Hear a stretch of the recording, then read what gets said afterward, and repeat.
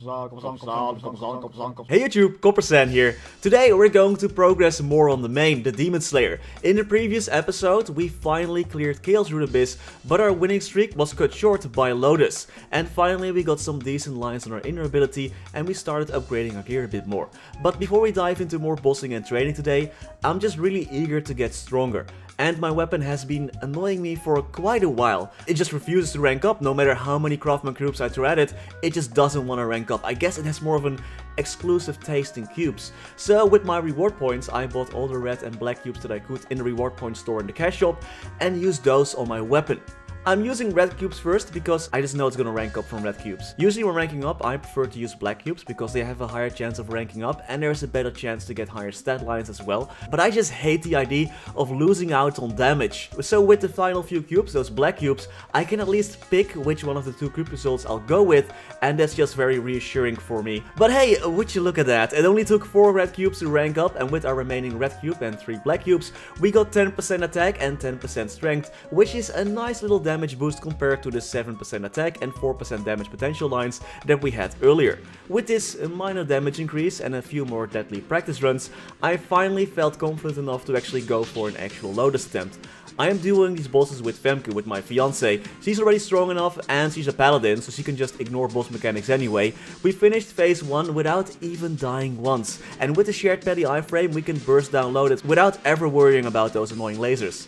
Phase 2 went great as well, with again 0 deaths, and Lotus didn't use his DC skill this time, which was actually very nice of him, so not only did we survive, we also didn't disconnect. I had one unfortunate work accident, where Lotus pushed me into a big fireball and a falling robot after I already tanked a robot earlier, but besides that it went amazing, and after 18 minutes we took him down. That's another big baddie defeated.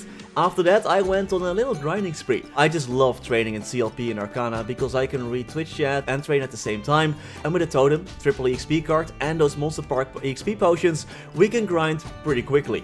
Some 4 hours later we reached level 229. But we ain't stopping. I saved up those compensation potions for just this moment.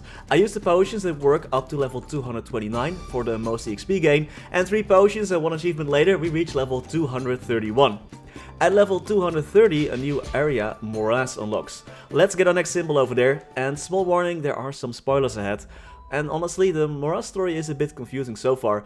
There is this girl that can control area, but we are in the past, but this place is also in the present, but it's just memories playing out, and Arcarium is there as well. So it's kinda confusing, even though it's cool to experience the story behind Hackathon and Critias, even though MapleStory Global players never got to experience the awesome, yet slightly buggy of a mess Hackathon. By the way, if you are enjoying the video so far, make sure to leave a like and subscribe for more MapleStory videos. Make sure to hit the bell notification as well so you never miss one. We complete the story that just leaves us hanging on a cliffhanger, alright? But at least now we can use those compensation potions to level up our new symbol a little bit. As you can see, I've been doing an amazing job of completely ignoring my dailies. I'll be working on a symbol comeback soon after we finish the training to level 200 series. But now that we are a bit stronger, it's time for the next boss. Long time no see, little brother. Damien has some interesting mechanics. When you are branded by Damien and he hits you with his attacks, you get a brand above your head, that counter. And if that counter reaches 0, a new sword will pop out. And you don't want that. Those swords not only annoy you like no tomorrow, like some kind of mosquito, every now and then they will dig into the ground and create an instant death zone. Those stacks can be cleansed over an altar that spawns every now and then, but trying to cleanse is sometimes easier said than done. Damien also likes to fly up in the air and make some popcorn, deadly popcorn that you also should not touch. He also has a dash and a dive attack that both have very delayed hitboxes. Those attacks are so delayed that even popular Korean boy band BTS visited the Nexon office just to complain about that. And finally, there are those claws that attack after a few seconds. They don't deal damage, but instead they lock you in place and make you press a few keys in order to regain your freedom. Panic mispress something and you're stunned in place for a while. Basically you're dead if that happens. Our main problem with Damien so far is that he just does not stand still. He keeps moving around, teleporting, not allowing us to hit him to death, which to be honest is quite inconsiderate of him. But once you beat him up enough, he actually transforms into his final form. He goes all like, insane power-up animation activated, and our characters are just there like, okay. He has a few new attacking patterns, and MapleStory turns into a bullet hell game, and now there are some weird things following you around as well. Great, more stuff that's annoying.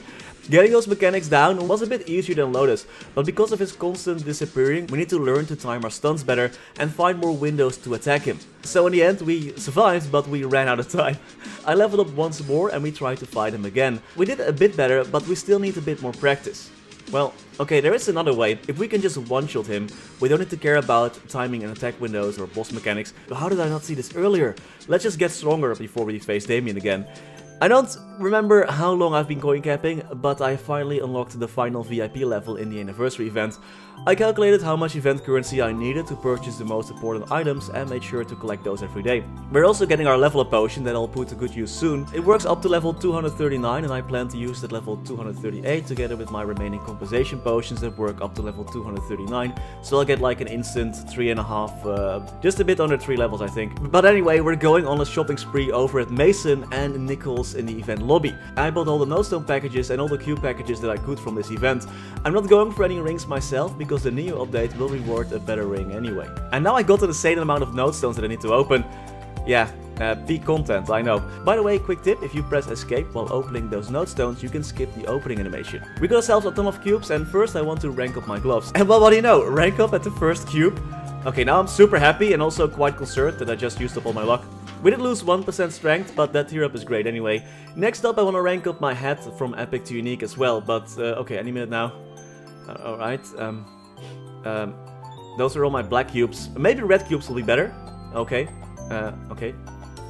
Alright, so I coin capped for a month, only to swap out my 9% strength with 9% luck on my hat, and it didn't even rank up.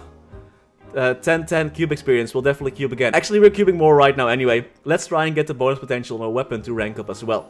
Having to roll away that 4% attack stat on our first cube is quite painful though, especially if the next roll is max HP, movement speed and death. But at least the third cube did the trick and it ranked up anyway. 7% int isn't really that amazing though, so we roll again. And again. Okay, I only had 5 cubes, so we're settled for this. At least we got some percentage strength, which is nice. Back to the event store, we go to purchase some more master cubes and craftsman cubes, but still after all of that, my hat just refuses to rank up. Maybe it needs an example? Look, I cubed my emblem once and I get a 9% strength and 6% attack line. See, that's how easy it can be. I also used up all of my flames that I bought on my earring, and let's just forget about that, okay? Let's just not show it, let's just not talk about it. It never happened, okay? It's bad. And finally, I used 1 cube for my imperfect awake ring to get an additional 6% strength on that as well. With all that done, we increased our stats some more and finally reached 17k main stat with all link skills and legion buffs active. That's already 2k strength higher than the previous episode, so we can definitely be proud of that. We're also getting close to defeating that punching machine, so that's pretty dope.